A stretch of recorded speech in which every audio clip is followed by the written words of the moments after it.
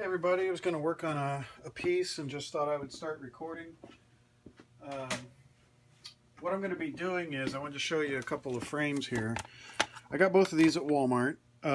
This 8x10 frame I think was $4, something like that. But this is one that I get quite a bit. And then this one was a little more. I think it might have been $5 or something. I mean, it's ridiculous how cheap some of their frames are. They're not the greatest quality, but I would rather, if I'm going to sell a piece at an art show, I'd rather sell it in a cheap frame than in no frame at all. I don't like the idea of people thumbing through, milk crates with prints in them or anything like that. I like people to feel like they've got, something nice in their hand. And it opens up the option to where if they want to buy a nicer frame or whatever, they can pick out something that suits their decor and their style and all that. And I just go for simple because the more simple your frame is, the more it's going to make your art really stand out and everything. But I wanted to show you my whole process and everything. I'm going to put this aside for a second. And what I've got is a piece of Yupo, which, let me show that package too, because people will ask if I don't. Just a synthetic paper. Having trouble talking now. And I'm just going to tape this down on my aluminum here with a piece of masking tape. I've already cut this piece to 8x10. And, oops, sorry, I just kicked the camera.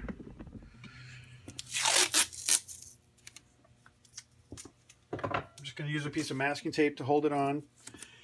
And when I do this, I usually don't put a lot of tape onto the Yupo so I can get really close to that edge up here at the top. And this little bit that won't get any ink on it will be hidden by the lip of the frame when it's in the frame, so you won't see that there's no ink at the top. Where if I used, half of the tape to cover this top part, then there'd be a big gap at one end. So that's how I do it.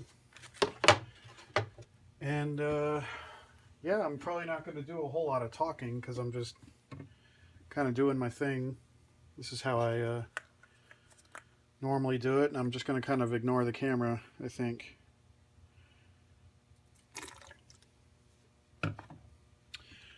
I will tell you that for my alcohol, I buy it in a big container, and I bought this 91% at Walgreens or some drugstore. But now I buy the big jugs of it, and I just keep refilling this one container because it's a really handy size, and it's got this little squirt cap on it rather than just the open cap of the big containers. So I pour it into here, and then from there I'll use the cup and the little eyedropper just because it helps give me more control. This comes in handy when I do the 5x7s. When I do the bigger stuff like this, I tend to just use the bottle. Unless I'm getting really, nitpicky with what I'm doing. And I think for this one, I'm going to crack open. These are the inks that I use. I got this at Hobby Lobby. They're $9.99 regular price for a pack of 3. It's the I have trouble saying this word. Adirondack. Made by Ranger. And Hobby Lobby has an app that has a coupon on it where you can get 40% off usually of anything that's not on sale. So if they're not on sale, you can still get them at a sale price. Same tends to go with most major craft stores nowadays. But let's see, we've got in here, we've got a sailboat blue, citrus, and watermelon. And I think I'm going to go with the sailboat blue to start with.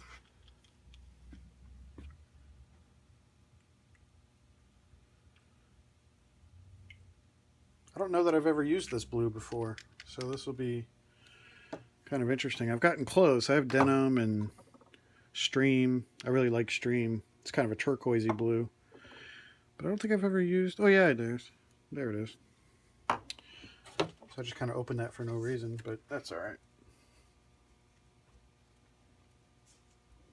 And here I said I wasn't going to talk to the camera.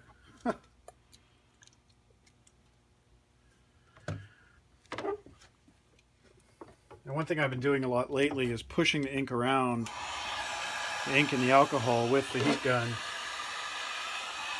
try to control how and where it goes and stuff like that.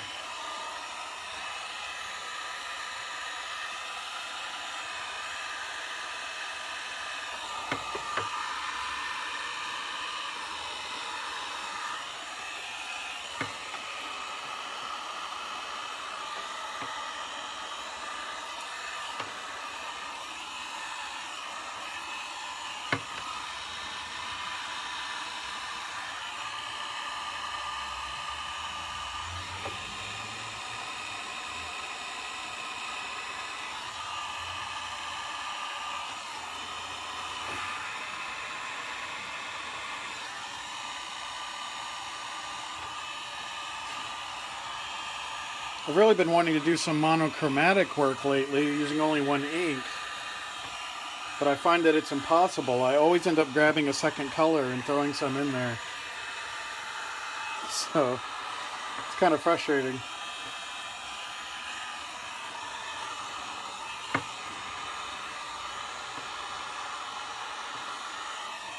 No self-control, I guess.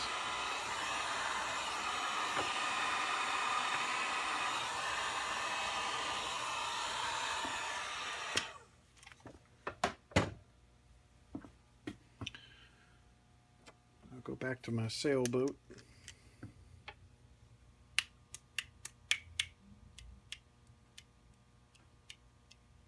Another thing you can do is grab an old toothbrush. This is nothing earth-shattering. Painters have been doing this for ages, especially watercolor guys or gals. And you can just kind of flick this. Of course, these dry so fast, sometimes this doesn't even work.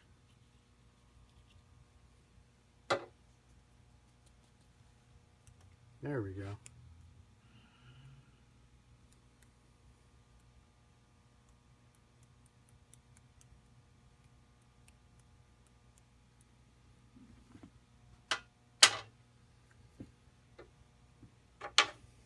I think that's it for the blue, and like I said, I usually end up throwing a second color in there, so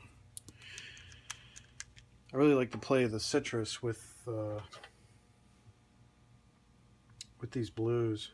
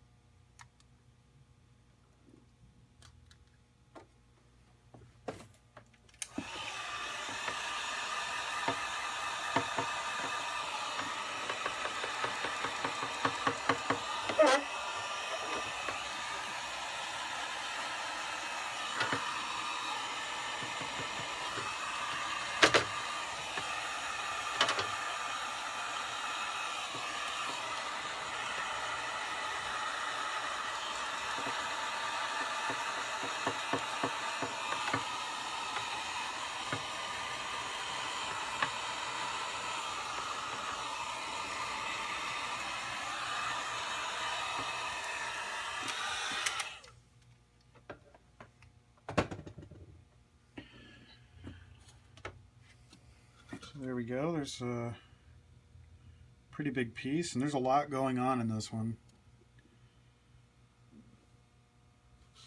I'm going to see if I can kind of lighten up this whole corner up here. So I'll add a lot of alcohol up here.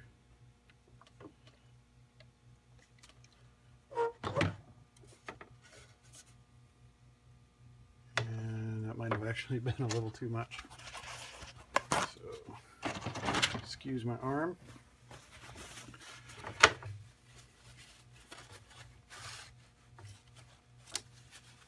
It's running all over the place, making a big mess.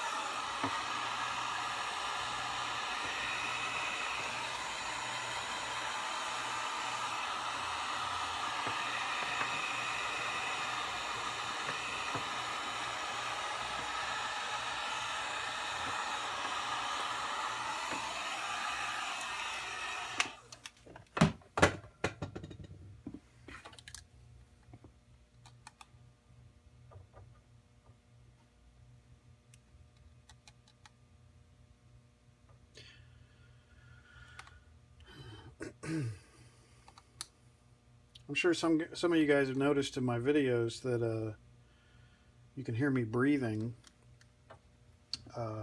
like a mouth breather.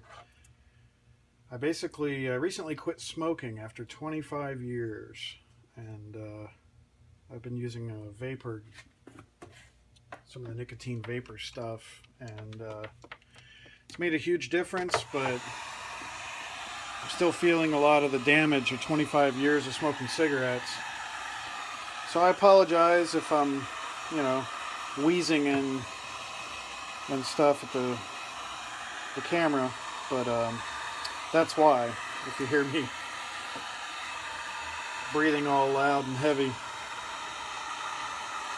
It's going to take a long time for the body to fully heal from that, you know, years of stupidity.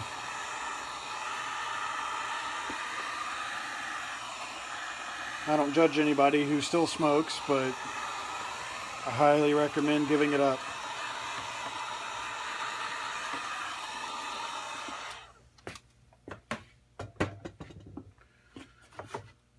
So here we go. Let's see what we got. I'm actually gonna, hang on, I'm gonna move the camera here because of the lighting. So we've got quite a bit of stuff going on. I kind of like this one. And I may go back. I'm gonna add a little bit more of the citrus in there, just up here in the corner where there isn't any.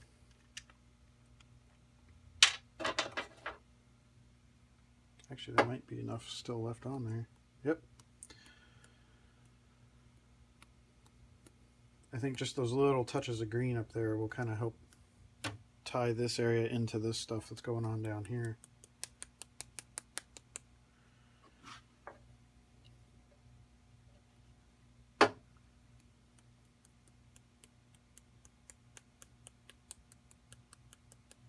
There we go.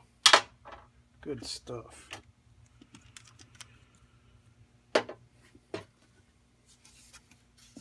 So now we've got the got some green going on there, just to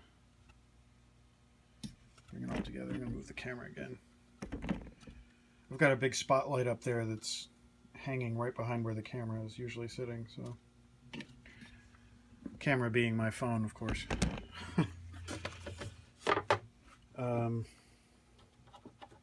So let me peel this off.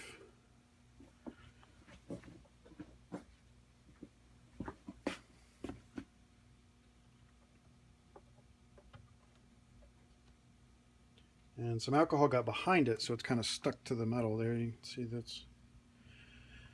that's all wet. And very colorful mess. I'm going to move this up out of the way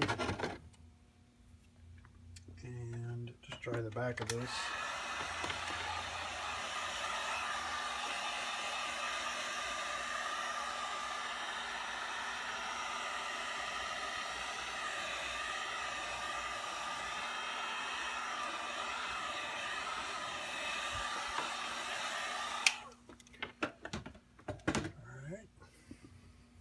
And I do want to show you guys because it's kind of cool.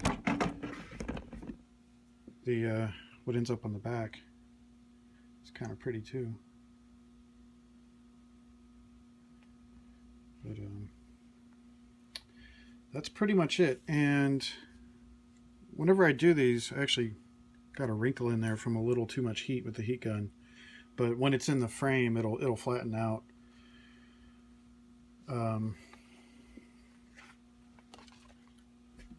But let's go ahead and get our frame going now.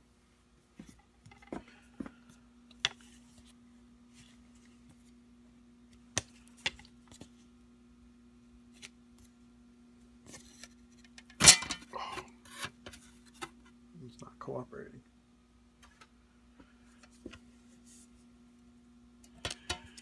Now usually when I'm not on camera, I would actually take the glass out and clean it really good with Windex on both sides and then let it sit just to make sure all the fumes can get off of it and everything and all that. But this is a video, so it's always quick and dirty on when the camera's rolling.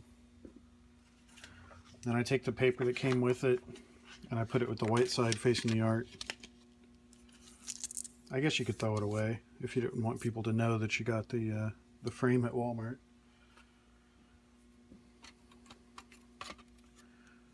Put the back on here, and because of that wrinkle, like I said, this will help flatten it out a little bit.